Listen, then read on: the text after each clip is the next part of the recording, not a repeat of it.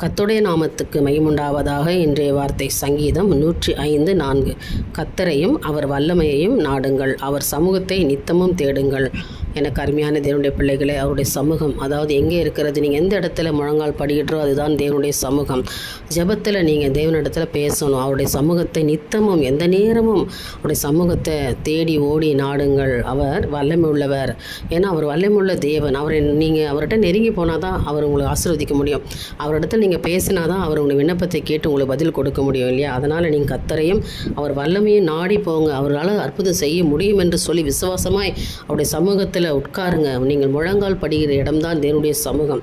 அவருடைய சமூகத்தை தேடும் பொழுது கர்த்தர் உங்களுக்கு இதோ நான் இருக்கிறேன் என்று சொல்லி உங்களை ஆசீர்வதிப்பார்.